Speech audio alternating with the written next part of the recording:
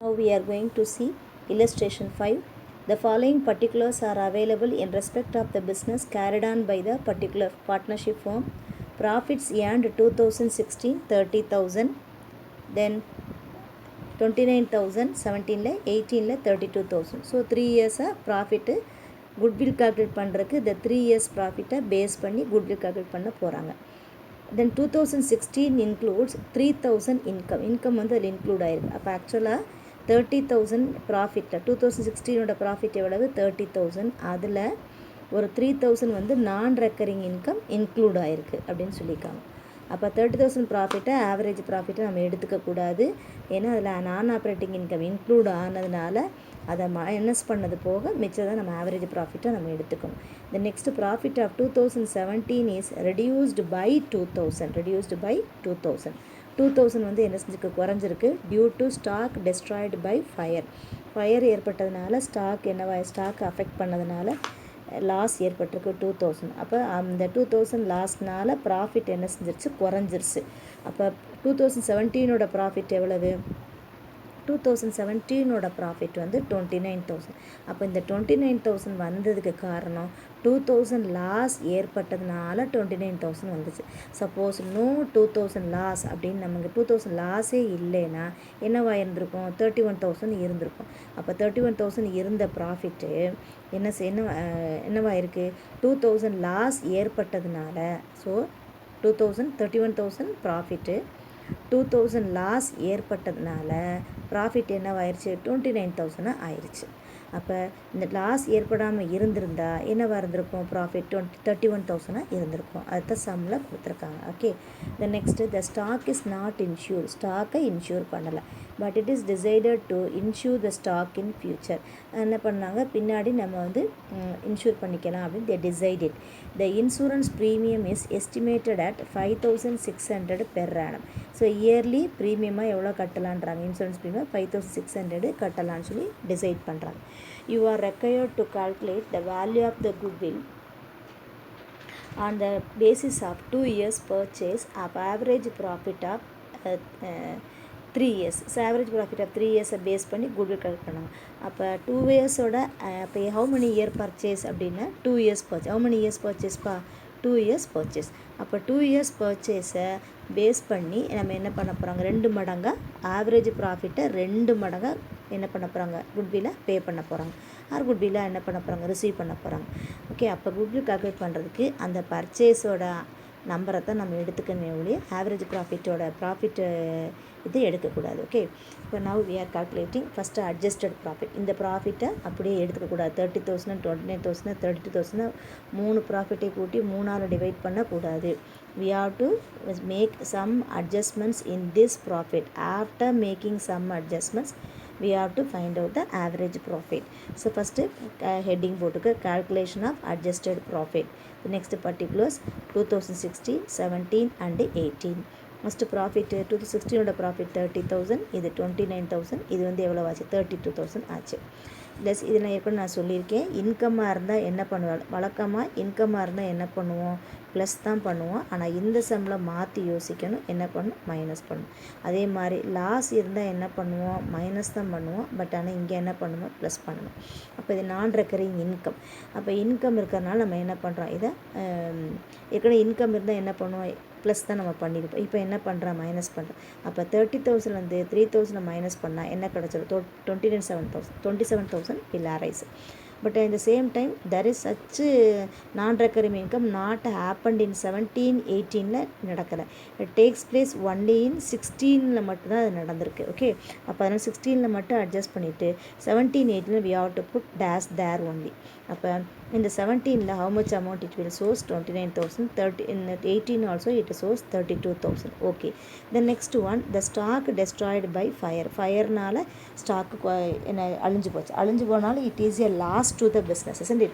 ஏற்கனவே சொல்லியிருக்கேன், லாஸ் வந்தால் நம்ம என்ன பண்ணுவோம், மைனஸ் பண்ணுவோம். பட் ஆனால் இங்கே வந்து என்ன பண்ணுறோம் அப்படின்னா ப்ளஸ் பண்ணிடுவோம். ஏன்னா because to find out the real ப்ராஃபிட்டை கண்டுபிடிக்கிறதுக்காக நம்ம என்ன பண்ணுறோம், நார்மல் ப்ராஃபிட்டை கண்டுபிடிக்கிறதுக்காக. சப்போஸ் இந்த லாஸு இந்த இன்கம்லாம் வராமல் இருந்தால் நார்மலாக எவ்வளோ ப்ராஃபிட் வரும் அப்படின்னு கண்டுபிடிக்கிறதுக்காக இந்த லாஸை இன்கமே நம்ம என்ன பண்ணுறோம் அப்படின்னா அட்ஜஸ்ட் பண்ணுறோம்.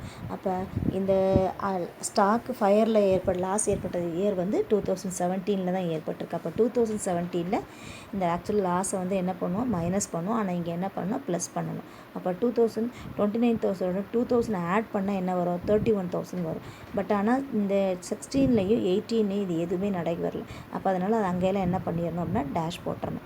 டேஷ் போட்டு அப்போ என்ன காமிக்கும், ப்ராஃபிட் வந்து ஆஃப்டர் அட்ஜஸ்ட்மெண்ட்ஸ் 16ல் அட்ஜஸ்ட்மெண்ட் பண்ண பிறகு 27,000 காமிக்குது, 17ல் அட்ஜஸ்ட்மெண்ட் பண்ண பிறகு 31,000 காமிக்குது, 18ல் அட்ஜஸ்ட்மெண்ட் பண்ண பிறகு 32,000 காமிக்குது. ஸோ இதுதான் real normal profit.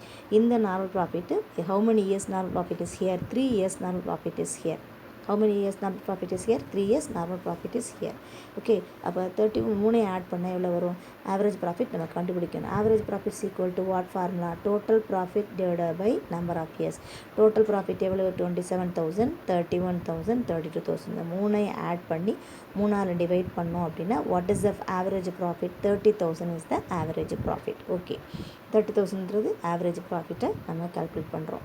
Okay, then next 30,000. இப்போ இதுதான் என்ன ப்ராஃபிட், ஸோ 30,000 தான் என்ன ப்ராஃபிட் அப்படின்னா average profit. So what is average profit, average profit 30,000. Okay, இந்த 30,000லையும் ஸோ நம்ம என்ன பண்ணோம், ஃப்யூச்சரில் இன்சூரன்ஸ் ப்ரீமியம் கட்ட போகிறோம். அப்போ இதை குட்வில் கல்குலேட் பண்ணுறப்ப 30,000 எடுத்துக்கூடாது.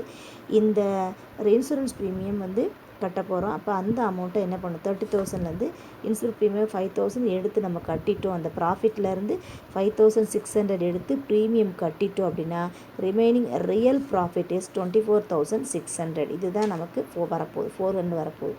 அப்போ this is the average profit. Okay, அப்போ ஆவரேஜ் ப்ராஃபிட் எவ்வளவு, 24,400. அப்போ இந்த ப்ரீமியத்தை வந்து முதலே கல்குலேட் பண்ணக்கூடாது. ஆவரேஜ் ப்ராஃபிட் கண்டுபிடிச்ச பிறகு தான் நம்ம என்ன பண்ணணும் அப்படின்னா, after finding out the average profit we have to find less the இந்த ஆவரேஜ் ப்ராஃபிட் கண்டுபிடிச்சிட்டு அதுக்கு பிறகு தான் நம்ம என்ன பண்ண, அதிலேருந்து ப்ரீமியத்தை லெஸ் பண்ணலாம். முதல்ல வந்து மற்ற லாஸ் இன்கம்லாம் முதலே அட்ஜஸ்ட் பண்ண பிறகு ஆவரேஜ் ப்ராஃபிட் வரும். பட் இங்கே இந்த இன்சூரன்ஸ் ப்ரீமியத்தப்போ ஆவரேஜ் ப்ராஃபிட்லேருந்து இதை மைனஸ் பண்ணிவிட்டு மிச்சம் வர்றதான் உண்மையான ஆவரேஜ் ப்ராஃபிட். அப்போ 30,000 is not real average profit. Suppose insurance premium கொடுக்கலைன்னா 30,000 is the real average profit. இங்கே இன்சூரன்ஸ் ப்ரீமியம் கொடுத்துருக்கிறதுனால அதுலேருந்து லெஸ் பண்ணிவிட்டு remaining amount is called as average profit அப்படின்னு. So goodwill is equal to what answer, average profit into number of years purchase. இங்கே எத்தனை year purchase தான், 2 years. அப்போ 24,000 நீங்கள் 400 எத்தனை மடங்காக கொடுக்க போகிறோன்னா 2 மடங்காக கொடுக்க போகிறோம். ஸோ அப்போ 24,400 into 2 is equal to 48,800. So what is the value of the goodwill, 48,800. Okay, so do this illustration sum as a classwork in the accountancy notebook and do the exercise sum as a homework in the same notebook also. Don't avoid to do the homework as well as classwork also. Okay, so இந்த சம்மில் பார்க்க போகிறப்ப ஃபைனலாக ஒரு திரும்ப சொல்லிடுறேன். எப்பயுமே average profit அப்படின்னு சொன்னோம்னா நம்ம என்ன பண்ணுவோம், ஆவரேஜ் ப்ராஃபிட்னா 4 years ப்ராஃபிட் அப்படின்னா நம்ம எப்படிலாம் டிவைட் பண்ணுவோம், 4ஆல் டிவைட் பண்ணுவோம். அதுக்கு பேர் தான் என்ன ப்ராஃபிட் அப்படின்னா ஆவரேஜ் ப்ராஃபிட் சொல்லுவோம் வழக்கமாக. பட் குட்வில்க்கு நமக்கு என்ன தேவைன்னா நார்மல் ப்ராஃபிட் தேவை. சப்போஸ் இந்த ப்ராஃபிட்டில் ஆவரேஜ் ப்ராஃபிட்டில் ஏதாவது சேலரியோ இல்லை அப்நார்மல் லாஸோ அல்லது இன்கமோ அல்லது க்ளோசிங் ஸ்டாக்கோ இப்படி அட்ஜஸ்ட் பண்ண வேண்டியது அட்ஜஸ்ட் பண்ணிட்டு போக ரிமைனிங் அமௌண்ட்டை is called as real average profit.